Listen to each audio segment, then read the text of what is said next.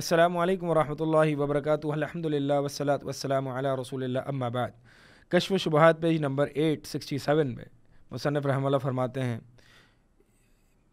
کلمہ گو مشرک کا ایک اور شبہ، ایک اور اعتراض، فإن قال، اگر وہ یہ اعتراض کرے کہ انہم لم یکفروا بدعاء الملائکۃ والانبیاء، کہ یہ مشرکین مکہ ٹھیک ہے مانا وہ انبیاء کو پکارتے تھے، وہ انبیاء کی عبادت کیا کرتے تھے، ملائکہ کی عبادت کیا کرتے تھے، لیکن وہ اس وجہ سے کافر نہیں ٹھہرے کہ وہ ملائکہ کو پکارتے تھے یا انبیاء کو پکارتے تھے۔ وَإِنَّمَا كَفَرُوا، لیکن بس ان کا کفر تو یہ تھا کہ جب انہوں نے یہ کہا الملائکۃ بنات اللہ، کہ ملائکہ اللہ کی بیٹیاں ہیں، وَنَحْنُ لَمْ نَقُلْ، اور ہم یہ تو نہیں کہتے کہ ان عبد القادر الجیلانی، یعنی عبد القادر الجیلانی، شیخ عبد القادر الجیلانی رحمہ اللہ، جن کو یہ غوث اعظم یا پیران پیر کہتے ہیں، جن کی یہ غیاروی مناتے ہیں، کہ ہم تو یہ نہیں کہتے کہ بے شک ان عبد القادری ولا غیرہ ابن اللہ، کہ ہم تو یہ نہیں کہتے کہ یہ عبد القادر وغیرہ یہ جو ہیں جن کو ہم پکارتے ہیں، جن کے ہم مشکل کشائی کرتے ہیں، یہ اللہ کے بیٹے ہیں۔ تو اب یہاں پہ دیکھیں، آپ نے ان سے سوال کیا تھا، پچھلے والی کنورسیشن جاری ہے، آپ نے ان سے سوال کیا کہ بھائی تم شرک کرتے ہو، کہتے ہیں شرک تو نہیں کرتے۔ پھر آپ ان سے پوچھا اچھا بتاؤ شرک کیا ہے، تو کہیں گے عبادت الاصنام ہے۔ تو آپ نے ان کو جواب دیا کہ بھائی عبادت الاصنام ہی صرف شرک نہیں، بلکہ شرک جو ہے وہ غیر اللہ کو پکارنا اور یہ سب کچھ ہے، بلکہ یہ مشرکین مکہ جو ہیں وہ صرف بتوں کی نہیں پوجا کرتے تھے، بلکہ انبیاء علیہ السلام اور نیک لوگوں کی اور ملائکہ کی بھی پوجا کرتے تھے۔ تو انہوں نے جواب یہ یعنی یہ اعتراض آگے سے کر سکتے ہیں کہ بھائی اصل میں ٹھیک ہے مان لیا کہ ملائکہ اور انبیاء علیہ السلام کی پوجا کرتے تھے، لیکن وہ کافر اس وجہ سے نہیں ٹھہرے کہ وہ انبیاء علیہ السلام کو پکارا کرتے تھے اور ان کے نام پہ نظر و نیاز کرتے تھے، بلکہ کافر یہ اس لیے ٹھہرے کیونکہ یہ ملائکہ اور انبیاء علیہ السلام کو اللہ کا بیٹا یا بیٹیاں تصور کرتے تھے، یعنی بیٹا قرار دینے پر یہ کافر ٹھہرے، نہ کہ ان کو پکارنے پر یا ان کے نام پہ نظر و نیاز کرنے پر۔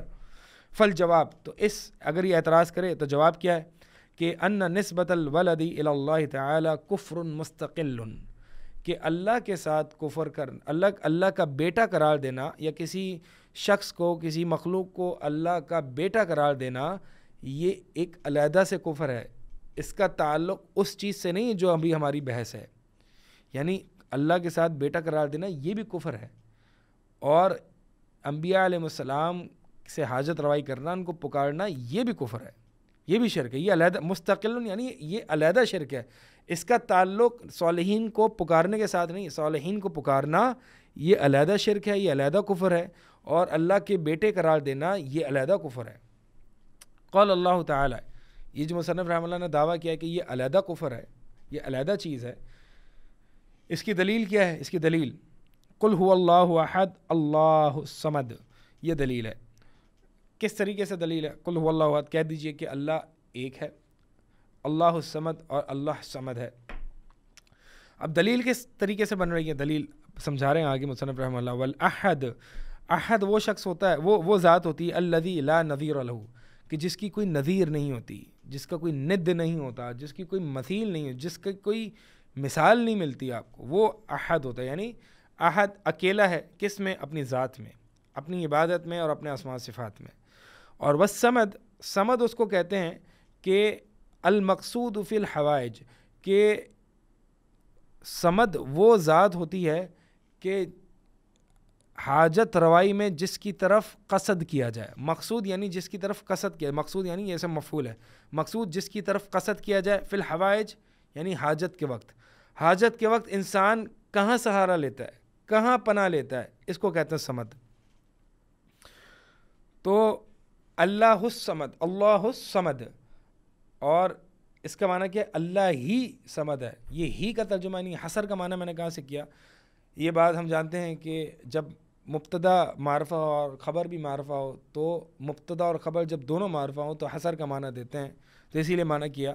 لفظ جلالہ بھی معرفہ ہے اور الصمد بھی الف لام کے ساتھ معرفہ ہے، اسی لیے معنی کیا اللہ ہی صمد ہے، یعنی اللہ ہی وہ مقصود ذات ہے کہ جس کی طرف تمام مصیبتوں اور تکلیفوں اور پریشانیوں میں قصد کیا جاتا ہے، اسی سے حاجت روائی کی جاتی ہے۔ تو الصمد کا معنی یہ ہے۔ فمن جحد ھذا، جو شخص اللہ کے صمد ہونے کا انکار کرے گا وہ بھی کافر ہے۔ ولو لم یجحد آخر السورہ، اگرچہ وہ سورت کا آخری حصہ انکار نہ کرے. سورت کا آخری حصہ کیا ہے؟ لم یلد ولم یولد، اللہ کا بیٹا، یعنی کوئی نہ اللہ نے کسی کو جنا ہے نہ اللہ جنا گیا ہے.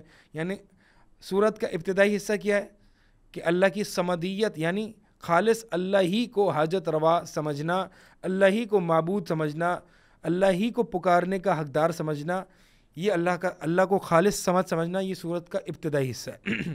سورت کا آخری حصہ کیا ہے کہ اللہ کو اکیلا جاننا، اللہ تعالیٰ کی یعنی کسی بھی غیر اللہ کو اللہ کی اولاد نہ قرار دینا. تو اللہ تعالیٰ سے تمام ولدیت یا اولاد کی نفی کرنا، یہ سورت کا دوسرا حصہ ہے.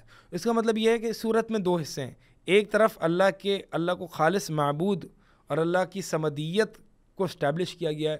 سورت کا آخری حصہ اللہ تعالیٰ کو اکیلا قرار دیا گیا ہے، یعنی وہ تمام اولاد سے پاک ہے، اس کی کوئی اولاد نہیں. اس کا مطلب یہ ہے کہ اگر کوئی شخص سورت کا پہلا حصہ اللہ کی صمدیت کا انکار کرتا ہے، اگرچہ وہ اللہ کا بیٹا قرار نہیں دیتا، تو وہ بھی کافر ہے. لیکن اگر کوئی شخص اللہ ہی کو پکارتا ہے لیکن اس کے باوجود وہ اللہ کا بیٹا قرار دیتا ہے، وہ بھی کافر ہے. اس کا مطلب ہے کہ یہ دو الگ الگ قسم کے کفر اور شرک ہیں. اللہ کو خالص معبود اور حقیقی ماننا اور اس میں کسی غیر کو شریک نہ کرنا، یہ بھی توحید ہے. کوئی کفر کرے گا، کوئی شرک کرے گا تو یہ الگ نوعیت کا شرک ہے، یہ دعا لغیر اللہ ہے. اور اگر کوئی سورت کے آخری حصے میں کو نہیں مانتا تو وہ اللہ کے ساتھ کسی بیٹے کو نسب کرتا ہے، اور یہ الگ قسم کا کفر ہے. وقال تعالی، اور یعنی مصنف رحمہ اللہ کی جو دعویٰ ہے کہ اللہ کا بیٹا قرار دینا یہ الگ کفر ہے، اللہ کے ساتھ کسی اور کو پکارنا یہ الگ شرک اور کفر ہے. یہ دو الگ الگ چیزیں ہیں. اس کی دلیل اللہ تعالیٰ کا یہ فرمان بھی ہے، متخذ اللہ من ولد، کہ اللہ تعالیٰ نے نہیں بنایا ہے کسی کو بھی بیٹا. وما، آگے یہاں پہ اگرچہ یہاں پہ نہیں ہے لیکن سورہ مومنون کی آیت نمبر 91 اگر آپ پوری پڑھیں گے تو آیت ہے متخذ اللہ من ولد، کہ اللہ تعالیٰ نے کسی کو بیٹا نہیں بنایا. وما کان معہ من الہ، اور نہیں اللہ کے ساتھ کوئی معبود. اب اس کا مطلب واو حرف عطف کے ساتھ اللہ کی الوہیت کو ثابت کیا اور اللہ کی الوہیت میں کسی غیر کو شریک ہونے کی نفی کی. تو یہ پوری آیت کیا ہے؟ متخذ اللہ من ولد، اللہ کی ولدیت یعنی اللہ تعالیٰ کی ولدیت یا اللہ تعالیٰ کی اولاد کی نفی کی ہے. اور پھر آگے واو حرف عطف لائے اور پھر آگے کیا کہا؟ وما کان معہ من الہ، اور اللہ کے ساتھ کوئی معبود بھی نہیں ہے. اب واو حرف عطف جب آ جائے نا تو اصول یہ ہے کہ اصل بات یہ ہے جب بھی واو حرف عطف آئے تو حرف عطف کا تقاضا یہ ہوتا ہے کہ یہ مغایرت چاہتا ہے. الاصل فی حرف العطف المغایرت فی الذات والصفات. حرف عطف جب بھی آئے تو اصل بات یہ ہے کہ مغایرت چاہتے ہیں. مغایر یعنی جو حرف معطوف اور معطوف علیہ ہے ان دونوں میں الگ الگ، یعنی ذات کے اعتبار سے بھی اور صفات کے اعتبار سے بھی دونوں علیحدہ چیزیں ہیں. یہ اصل بات ہے. تو حرف عطف کے ساتھ جو ہے وہ اللہ تعالیٰ نے فرمایا متخذ اللہ من ولد، اللہ تعالیٰ نے کوئی بیٹا نہیں بنایا، اور پھر واو حرف عطف لائے اور پھر آگے فرمایا وما کان معہ من الہ، کہ اللہ کے ساتھ کوئی معبود برحق نہیں. اس کا مطلب یہ ہے کہ معبود اللہ تعالیٰ نے اپنے لیے تمام معبودان باطلہ سے نفی کی ہے. یہ علیحدہ کفر ہے اور یعنی یہ علیحدہ چیز ہے، اور اللہ کے ساتھ بیٹا تصور کرنا یہ علیحدہ چیز ہے. اسی لیے مصنف رحمہ اللہ نے فرمایا کہ ففرق بین النوعین، کہ اللہ تعالیٰ نے دونوں نوع کو، دونوں قسم کو کے درمیان فرق کیا. کس کے ذریعے؟ واو حرف عطف کے ذریعے. وجعل کل منہما کفرا مستقلا، اور اللہ تعالیٰ نے ہر قسم کو علیحدہ ایک کفر قرار دیا. تو اللہ کا بیٹا خلاصہ کلام یہ اللہ کا بیٹا بنانا یہ بھی کفر ہے، اور اللہ کے ساتھ کسی غیر اللہ کو معبود بنانا اور اس کو پکارنا یہ بھی کفر اور شرک ہے. دونوں علیحدہ کفر اور شرک ہیں، دونوں کا آپس میں ایک دوسرے سے تعلق نہیں ہے. وقال اللہ تعالی، اور یہ بھی دلیل ہے اس دعوے کے لیے کہ وجعلوا للہ شرکاء الجن، کہ انہوں نے اللہ کے لیے بنا دیا جنوں میں سے شریک، یعنی انہوں نے جنوں کو بھی اللہ تعالیٰ کا شریک بنا دیا. جنوں کو اللہ تعالیٰ کا شریک بنا دیا، یہ کس صورت میں؟ یعنی یہ جنوں کو اللہ کا شریک کیسے بناتے تھے؟ اگرچہ بعض عرب جو ہیں، یعنی دلیل یہاں سے مصنف رحمہ اللہ یہ بتا رہے ہیں کہ مشرکین مکہ جو ہیں وہ جنوں کو بھی پکارتے تھے لیکن جنوں کو اللہ کا بیٹا نہیں تصور کرتے تھے. جنوں کو پکارتے تھے لیکن جنوں کو اللہ کا بیٹا تصور نہیں کرتے تھے. تو اللہ تعالیٰ نے یہ کہا ان کے سورہ انعام آیت نمبر 100 میں اللہ تعالیٰ نے ان کے بارے میں یہ کہا ہے کہ انہوں نے جنوں کو اللہ کا شریک بنایا. کیسے؟ بیٹا بنا کے نہیں، بلکہ یہ جنوں کو بھی پکارتے تھے اللہ کے سوا. تو اگرچہ مشرکین مکہ نے جنوں کو اللہ کا بیٹا تصور نہیں کیا، اس کے باوجود وہ مشرک ٹھہرے. کیوں؟ کیونکہ وہ جنوں کو اللہ کو چھوڑ کے پکارتے تھے.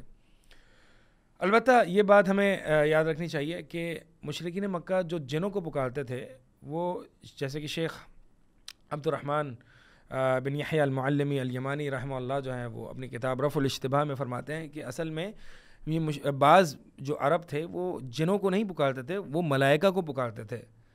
لیکن چونکہ ملائکہ کو اللہ کی بیٹیاں تصور کرتے تھے، اور حقیقی طور پر ملائکہ اللہ کی بیٹی نہیں ہیں، فرشتے جو ہیں وہ اللہ کی بیٹیاں نہیں ہیں. تو اس کا مطلب یہ ہے کہ تم کس کو پکار رہے ہو؟ ملائکہ تو اللہ کی بیٹیاں نہیں ہیں، تو تم کس کو پکار رہے ہو؟ اللہ کی بیٹیاں تو ہے ہی نہیں. یعنی تم جنوں کو پکار رہے ہو، تم ابلیس اور شیطان کو پکار رہے ہو. حقیقت میں تم ملائکہ کو نہیں پکار رہے. کیوں؟ کیونکہ ملائکہ اللہ کی مخلوق ہے، نہ کہ اللہ کی بیٹیاں.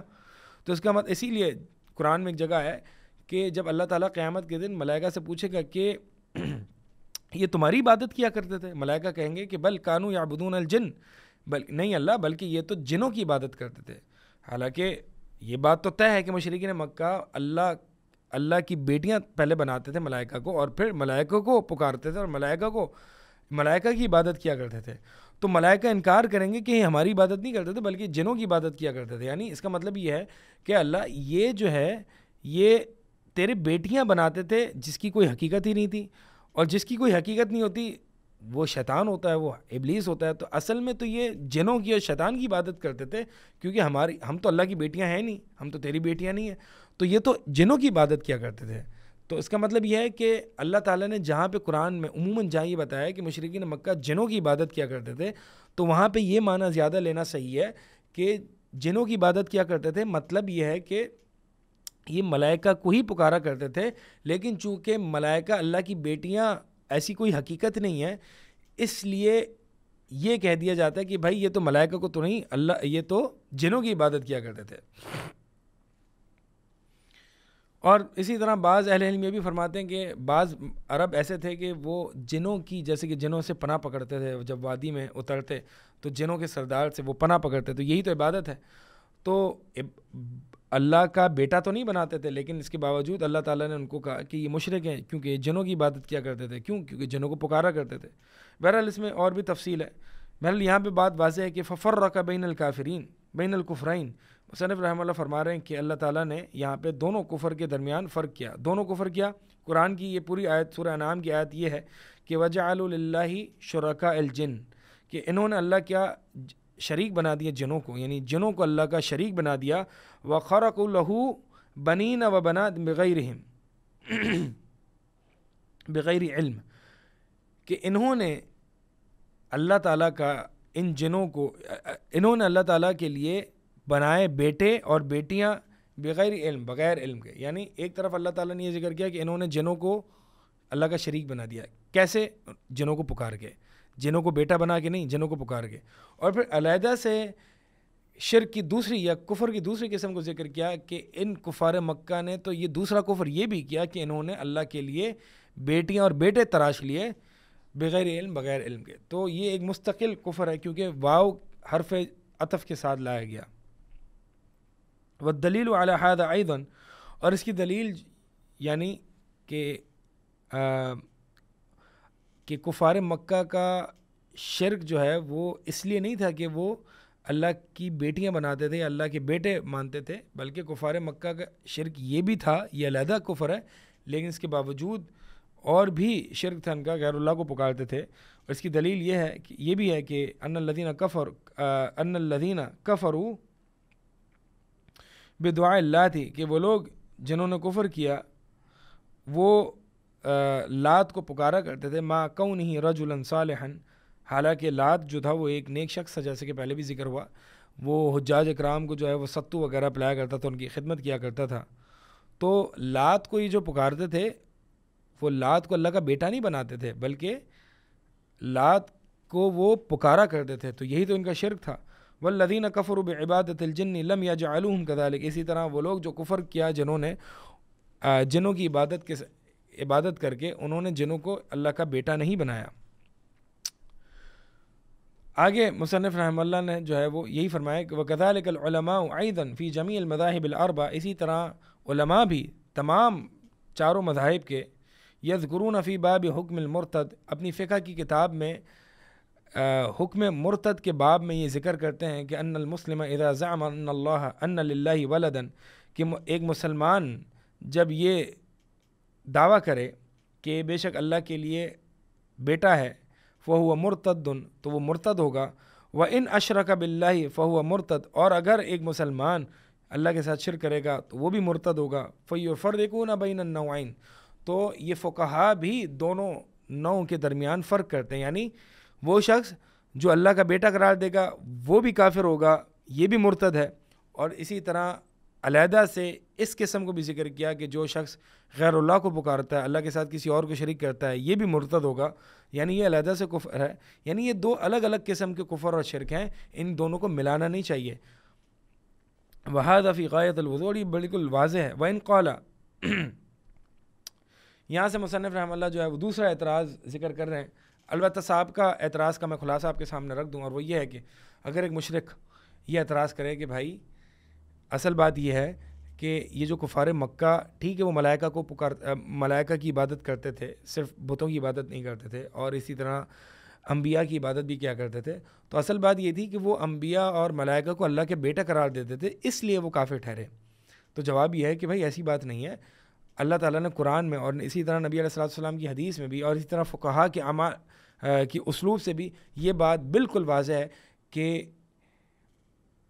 کفار، یہ مشرکین مکہ جو ہے وہ کفار دو وجوہات کی بنیاد پر تھے، ایک تو وہ غیر اللہ کو پکارتے تھے اس لیے بھی کافر تھے، اور ایک وہ ملائکہ کو اللہ کی بیٹیاں قرار دیتے تھے اس لیے بھی کافر تھے۔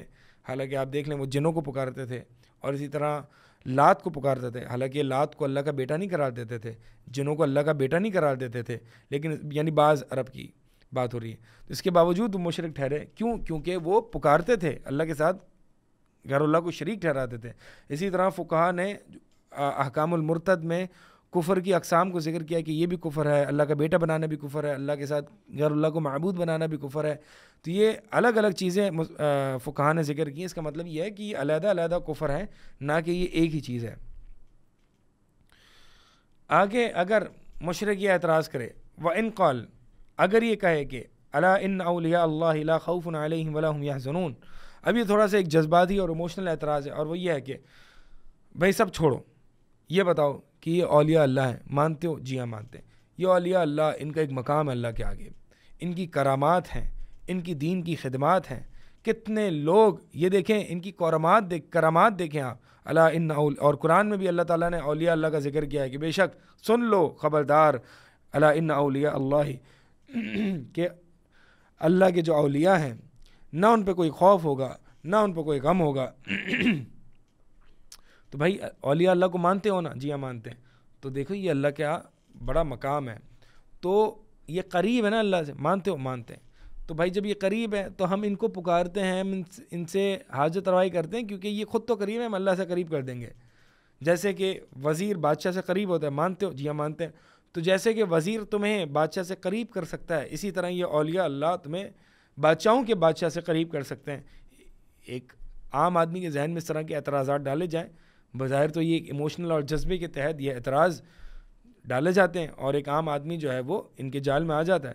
تو جواب کیا ہے اس کا؟ جواب فقل، جواب دیجیے، ھذا ھو الحق، جی ہاں یہ بات صحیح ہے کہ یہ ولی ہیں، یہ بات صحیح ہے کہ اولیاء اللہ ہوتے ہیں، اولیاء اللہ کی کرامات بھی ہوتی ہیں، بالکل ہوتی ہیں، لیکن اصل بات یہ ہے کہ لا یعبدون، وہ اولیاء اللہ تو ہیں لیکن ان کی عبادت نہیں کی جائے گی۔ یہ کس نے انکار کیا کہ اولیاء اللہ نہیں؟ اولیاء ہیں، بہت بڑے بڑے اولیاء ہیں، لیکن اولیاء ہی ہیں، معبود نہیں ہیں، اس لیے عبادت نہیں کی جائے گی۔ اکرام، احترام، توقیر، عزت علیحدہ جگہ ہے، عبادت علیحدہ چیز ہے۔ عبادت صرف ہوگی تو اللہ کی ہوگی، کیونکہ وہی خالق ہے۔ یہ اولیاء ہیں، خالق نہیں ہیں، عبادت خالق کی ہوتی ہے، اولیاء کی نہیں ہوتی۔ وَنَحْنُ، اور ہم، لَا نُنْكِرُ إِلَّا عِبَادَتَهُ مَعَ اللَّهِ، ہم نہیں انکار کرتے مگر اللہ کے ساتھ کسی کی عبادت کرنا، ہم تو صرف غیر اللہ کی عبادت کا انکار کر رہے ہیں، احترام اور عزت اس کا تھوڑی انکار کر رہے ہیں۔ وَإِشْرَاكَهُم مَّعَهُ، ہم تو انکار کرتے ہیں کہ اللہ کے ساتھ کسی کو شریک ٹھہرایا جائے۔